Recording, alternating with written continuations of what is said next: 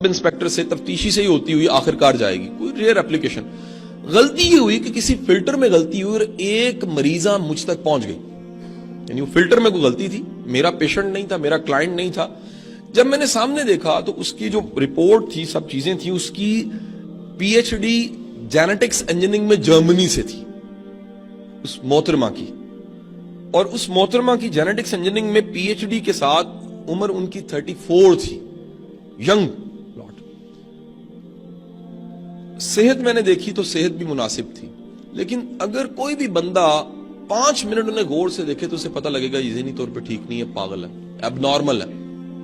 जब मैंने उस केस को पूरा पढ़ा तो पता लगा कि मोहतरमा का एक बच्चा था, बच्चा घर में खेल रहा था, खेलते खेलते बच्चे ने डोर दराज खोला है, दराज में एक वेपन पड़ा हुआ था, ये खुद देख रही है कि वेपन उस बच्चे ने पकड़ा है। उस बच्चे ने, जिसकी 6 साल उम्र थी, 7 साल उम्र थी, वो वेपन कहीं लोड था और उस बच्चे ने यहीं कहीं रख के फायर किया और आंखों के सामने बच्चा अल्लाह को प्यारा हो गया।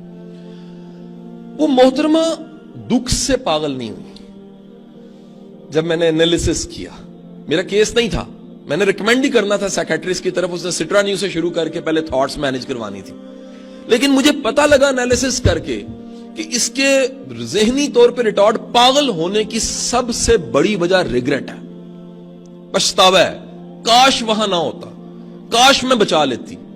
जिंदगी की सबसे बड़ी सजा, इंसान की नफ्सियात में सबसे बड़ी सजा आती है, वो रिग्रेट है, पछतावा। काश मौका था, मैंने नहीं किया, अल्लाह ने वक्त दिया था, मैंने इस्तेमाल नहीं किया, इससे अच्छा हो सकता था, मैंने नहीं किया।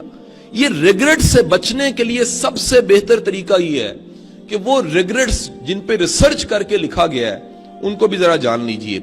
इन सब के सब का पछतावा ये था, कामों में बिजी रहे, सब इंस्पेक्टर एसएचओ होते, डीएसपी होते, किसी भी सीट पे मसरूफ रहे, और हम अपने रिश्तों को वक्त नहीं दे सके, उनमें एक्सप्रेशन नहीं डाल सके। मैं सर जितनी भी स्ट्रेस मैनेजमेंट कहीं पढ़ रहा हूं, किताबें पढ़ी हैं, मैंने ढूंढा है सर कि जिंदगी में, आपकी शऊरी जिंदगी में सबसे बड़ा सोर्स स्ट्रेस मैनेजमेंट का फैमिली है, सबसे बड़ा सोर्स।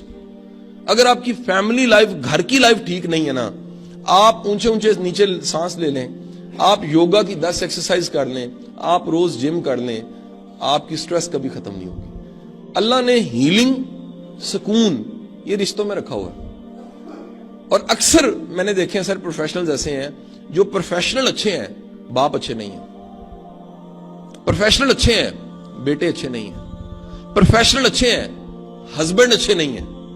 और ये जो सारे रिश्ते मैंने गिनवाए हैं, याद रखिएगा, इन रिश्तों में गिव एंड टेक नहीं होती। ये हमने गलत डेफिनेशन बनाई है, क्योंकि मेरा भरा मेरे ना चंगा नहीं तो मैं भी चंगा नहीं।